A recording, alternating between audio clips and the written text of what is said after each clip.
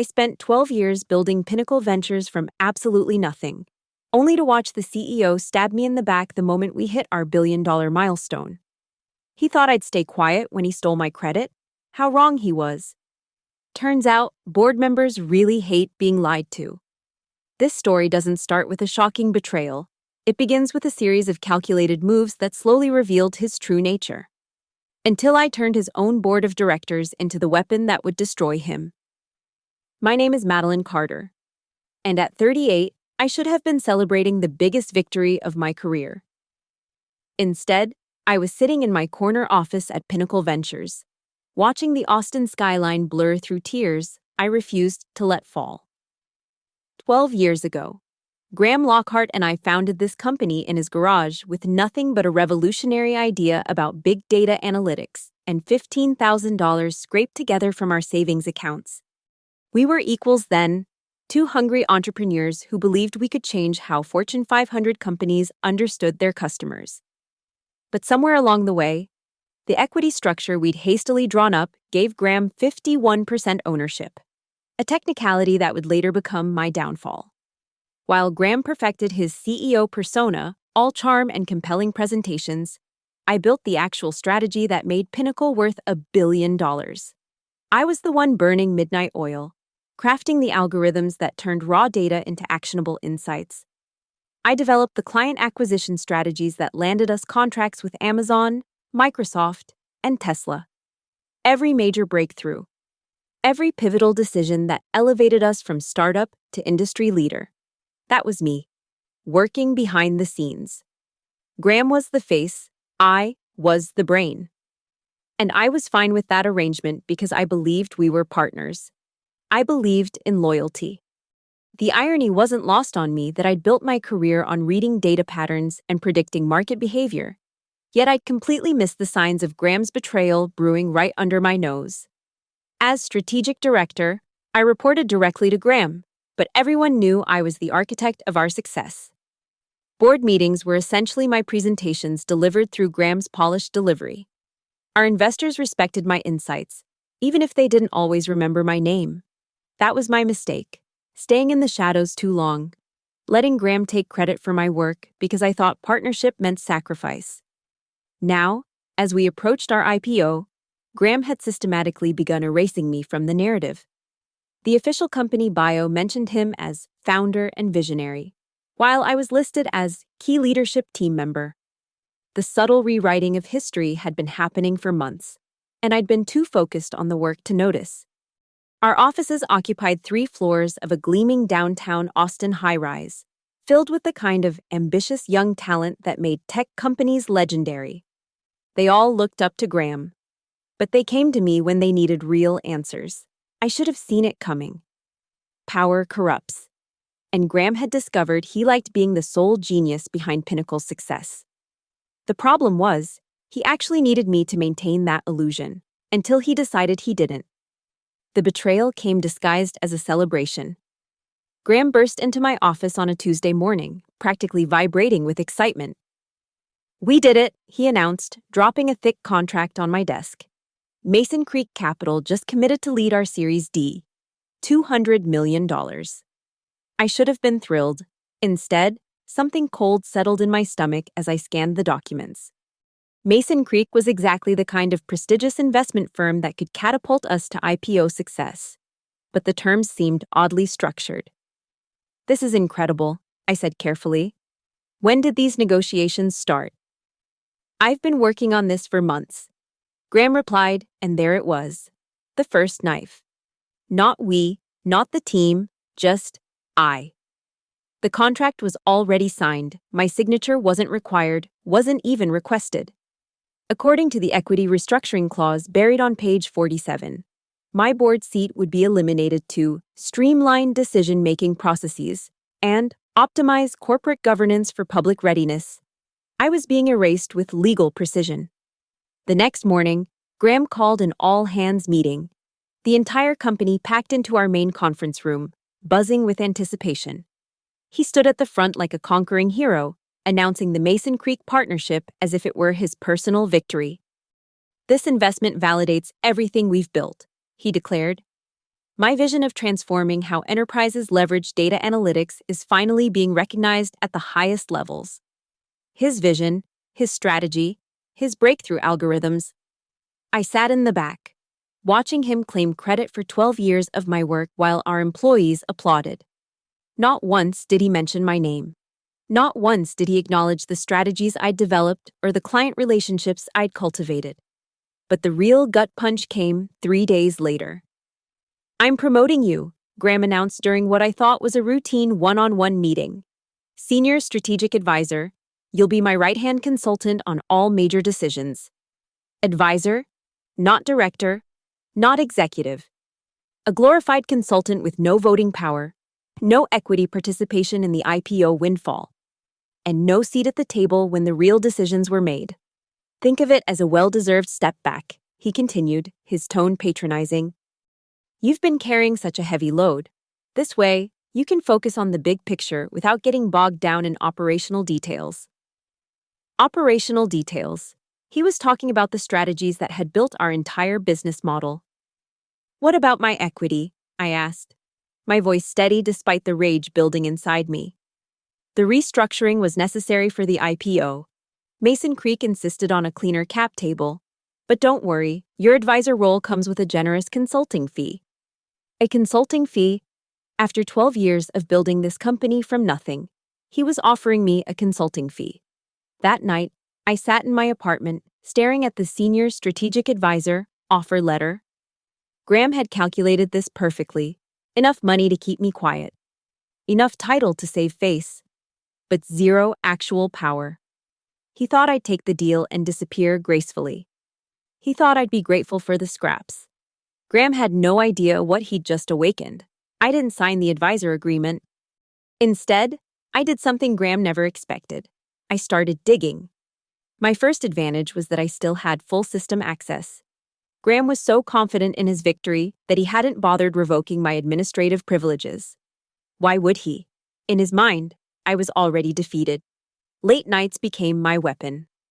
While Graham left the office at 6 for dinner meetings and networking events, I stayed behind, methodically combing through financial records, email archives, and internal communications. 12 years of building this company had taught me where every digital skeleton was buried. The Mason Creek deal looked clean on the surface, but I knew Graham's patterns. He never made moves this significant without building in personal advantages. I just had to find them. It took 3 weeks of careful investigation. But I finally struck gold in the most unlikely place: Graham's deleted email folder. He'd been sloppy, thinking deleted meant gone forever. But our IT backup systems kept everything for regulatory compliance. The first smoking gun was a series of emails between Graham and Mason Creek's managing partner, dated 2 months before he'd even mentioned the deal to me. But these weren't standard negotiation emails. They were discussing a side arrangement, a founder advisory consulting agreement that would pay Graham personally for strategic insights post-IPO, $2 million annually for 5 years.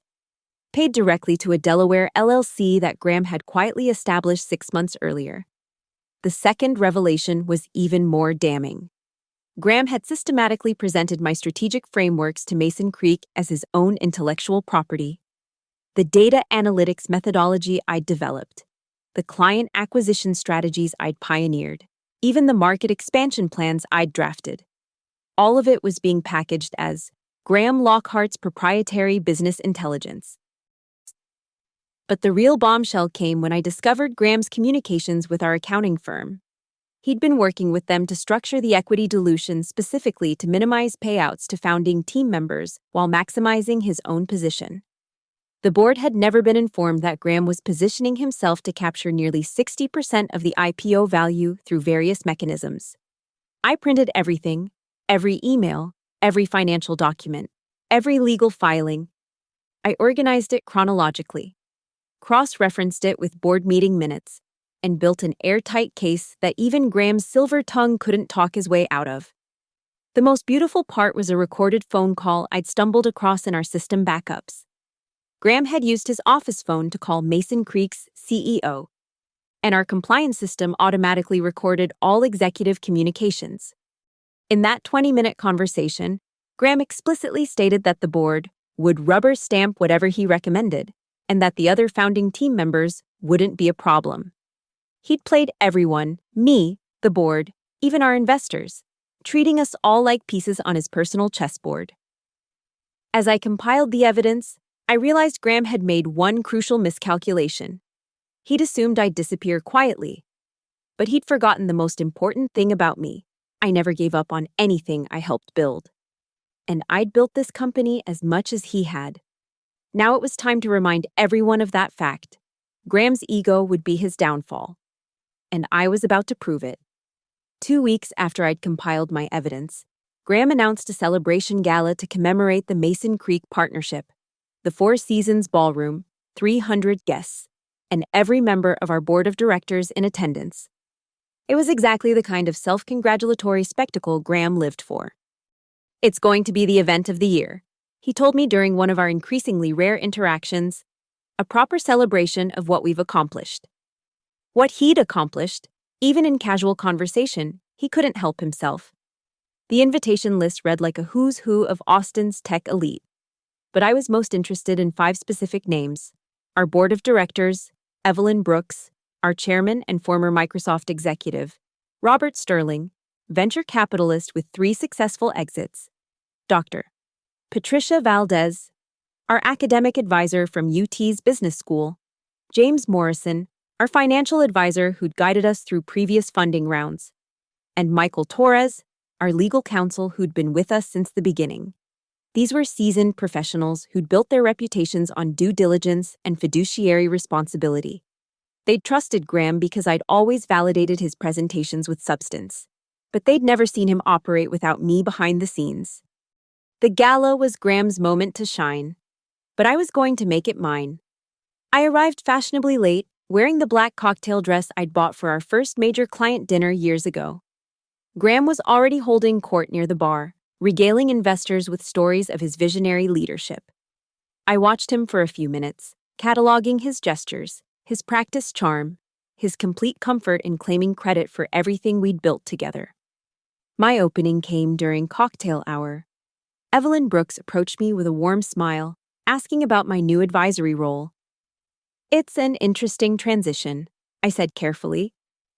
"Though I have to admit, I'm a bit concerned about some of the structural changes in the Mason Creek deal." Evelyn's expression sharpened. "What kind of concerns?" "Oh, probably nothing," I replied with just the right amount of hesitation. "It's just that some of the equity dilution calculations seem unusual. I'm sure Graham has everything handled, but the Delaware incorporation timing struck me as odd." I watched the seed of doubt plant itself in her eyes. Evelyn had built her career on spotting red flags, and I'd just waved one directly in front of her. 20 minutes later, I had a similar conversation with Robert Sterling, mentioning my confusion about the intellectual property assignments in the Mason Creek documents. With Dr. Valdez, I casually questioned whether the board had been briefed on all the additional consulting arrangements that came with the deal. I never made direct accusations. I simply asked questions that any responsible board member would want answered. The beauty of my approach was that I was still technically on the inside. These weren't whistleblower allegations from a disgruntled employee. They were concerns raised by a founding team member who'd been intimately involved in building the company. By the time Graham took the stage for his keynote address, I'd successfully planted seeds of doubt in the minds of every board member. They were all watching him more carefully now, listening for inconsistencies, wondering what they might have missed. Graham's speech was everything I'd expected: polished, confident, and utterly self-serving. He talked about his vision and his strategic insights while carefully avoiding any mention of the team that had actually executed those strategies. But I noticed something else. Evelyn Brooks was taking notes. Robert Sterling was checking his phone, probably looking up the Delaware incorporation I'd mentioned. Dr. Valdez was whispering to James Morrison, both of them looking concerned. The trap was set. All I had to do now was wait for Graham to walk into it. As the evening wound down, Evelyn approached me one more time. "We should talk soon," she said quietly. "There are some things the board needs to discuss." I smiled and nodded, projecting nothing but professional concern. Graham had wanted a celebration. Instead, he'd given me the perfect stage for his destruction. The emergency board meeting was called for Thursday morning at 9 sharp. Graham had no idea what was coming. I arrived early, carrying a leather portfolio that contained Graham's entire web of deception. The boardroom felt different than usual, charged with an undercurrent of tension that made the air itself seem heavier. Evelyn Brooks called the meeting to order with unusual formality. We've gathered today to address some concerns that have come to light regarding the Mason Creek capital arrangement. Graham's confident smile faltered for just a moment. Concerns? I thought we'd covered everything in our previous discussions. That's exactly the problem, Robert Sterling interjected, consulting his notes. It appears we haven't covered everything, Evelyn turned to me. Madeline, you've been with the company since inception. We'd like your perspective on some irregularities we've discovered. I could feel Graham's eyes burning into me, but I kept my expression neutral. I'm happy to help clarify anything I can. Let's start with the Delaware LLC, Dr. Valdez said, her academic precision cutting through the boardroom's polished veneer.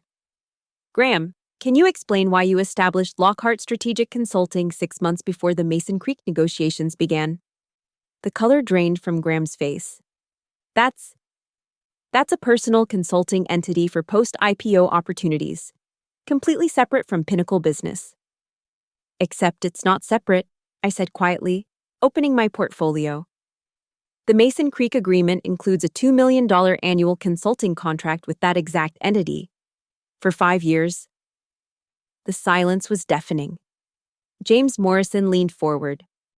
Graham, you assured us that all compensation arrangements were disclosed to the board. They were, Graham said, his voice rising slightly. This is a standard founder advisory agreement. Every CEO does this. Every CEO doesn't hide it from their board, Evelyn replied coldly. I placed the first set of documents on the table. These are email communications between Graham and Mason Creek's managing partner, dated 2 months before the board was informed of any discussions. In them, Graham refers to the intellectual property portfolio as his proprietary methodologies. Graham's composure was cracking. Madeline, this is completely inappropriate. These are private business communications taken out of context. Are they? I asked, sliding another document across the table. Because this email specifically mentions presenting my data analytics framework to Mason Creek, the same framework I developed and presented to you in 2019. Robert Sterling was studying the documents with growing anger. Graham, did you present another team member's work as your own intellectual property? That's ridiculous. Everything at Pinnacle is collaborative. Not according to this, I interrupted, producing the recorded phone call transcript. This is from a conversation you had with Mason Creek's CEO last month. Quote, the board will rubber stamp whatever I recommend, and the other founding team members won't be a problem. The room exploded. You recorded my private phone calls? Graham shouted, jumping to his feet. Our compliance system records all executive communications, I replied calmly.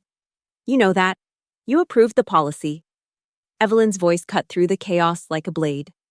Graham, sit down. Now. He remained standing, his face flushed with rage. This is a witch hunt.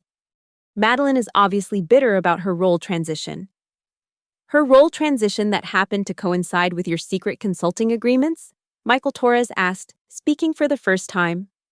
Graham, as your legal counsel, I'm telling you to stop talking. But Graham was beyond reason now. You want the truth? Fine. I built this company. I'm the one who made the hard decisions while everyone else just executed my vision. I deserve to be compensated for that. Perfect. He'd just confessed to everything. Graham's outburst had given me the opening I needed, but I wasn't finished yet. The kill shot was still coming. There's one more thing, I said, reaching into my portfolio for the final piece of evidence. The audio recording I mentioned, I have the actual file. I placed a small digital recorder on the conference table. Graham's face went white. You can't use that, he stammered. That's illegal recording. It's from our own compliance system, I reminded him. Every executive phone call is automatically recorded and stored for regulatory purposes. You signed off on this policy 3 years ago. Evelyn nodded grimly. Play it. I pressed the button. Graham's voice filled the room, crystal clear and undeniably damning. Listen, the board is basically a formality at this point. They'll rubber stamp whatever I recommend because they trust my judgment. As for the other founding team members, they won't be a problem. I'm restructuring things so they're essentially consultants going forward. The real value creation here is my intellectual property, my strategic vision. That's what Mason Creek is really investing in. The recording continued for another minute, with Graham explicitly discussing how he'd positioned my work as his own and how he'd structured the deal to minimize other stakeholders' equity participation while maximizing his personal gain. When it ended, the boardroom was silent as a tomb. Robert Sterling was the first to speak. Graham, you've just admitted to defrauding the board and misrepresenting material facts about our company's intellectual property. I never said fraud. You presented another employee's work as your own to secure a $200 million investment.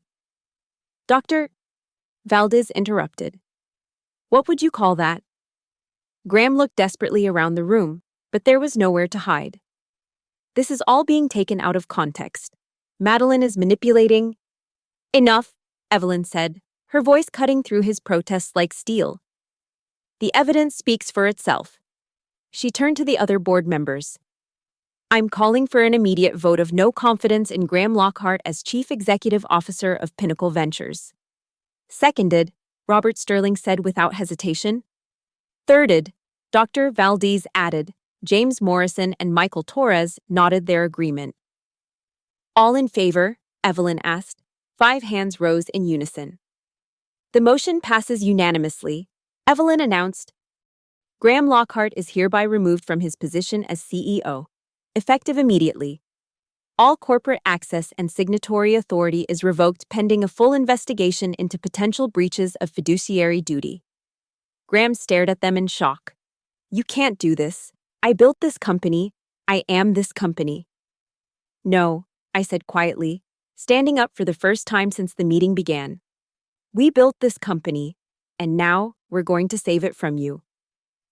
Security was already at the door. Evelyn had planned for this contingency. Graham was escorted out, still protesting, still refusing to accept that his carefully constructed house of lies had finally collapsed. I remained standing as the boardroom emptied, watching through the window as Graham was led across the parking lot to his car. 12 years of partnership, of shared dreams and late nights and impossible deadlines, all ending with him being walked out like a common criminal. It should have felt like victory. Instead, it felt like justice. The boardroom had cleared except for Evelyn and me. She was gathering her papers with the methodical precision of someone who'd just executed a corporate coup. That was impressively thorough, she said without looking up. How long have you been planning this? Since the moment he offered me that consulting agreement, I replied. I knew Graham well enough to know he'd never stop at just pushing me aside. He'd eventually come for the board too. Evelyn finally looked at me, her expression unreadable. The board needs to discuss immediate leadership transition. We can't afford any disruption to the IPO timeline. I nodded, understanding the subtext. Pinnacle was bigger than Graham's betrayal, bigger than my revenge. 300 employees depended on this company's success. We'd like to offer you the interim CEO position, she continued. The board feels you're the obvious choice to stabilize operations while we conduct a formal search. 6 months ago, I would have been thrilled. 6 months ago, I would have seen this as vindication, as proof that my contributions were finally being recognized. Now, I just felt tired. I appreciate the offer, I said carefully. But I need to think about what's best for the company. Evelyn raised an eyebrow. Most people would jump at this opportunity. I'm not most people, I replied. I spent 12 years building this company from nothing. I've seen what power can do to people, how it can corrupt even the best intentions. I walked to the window where I'd watched Graham being escorted out. The Austin skyline stretched beyond, filled with other companies, other dreams, other people fighting their own battles for recognition and respect. Graham thought he was indispensable, I continued. He thought the company couldn't survive without him. But the truth is, no one person is bigger than what we've built here. Evelyn studied me for a long moment. So what do you want? I turned back to face her, and for the first time in months, I smiled genuinely. I want to do what I've always done, I said. I want to build something that lasts, something that can't be stolen or manipulated or claimed by someone else. As CEO, as whatever this company needs me to be. I walked toward the door, then paused. But this time, I'm keeping my equity, and I'm keeping my seat on the board, and I'm keeping my name on everything I create. Evelyn smiled. I think we can arrange that. As I left the boardroom, I realized Graham had been right about one thing. I wasn't the same person who'd started this company 12 years ago. I was stronger now, wiser, and infinitely more dangerous to anyone who thought they could take what I'd built. I wasn't here to ask for power anymore. I was here to take it. Thanks for listening to my story of corporate revenge and justice. I'd love to hear where you're listening from and what you thought about this tale of betrayal and comeuppance. Please subscribe to hear more stories like this, and let me know in the comments what other revenge stories you'd like to hear. Your support means everything.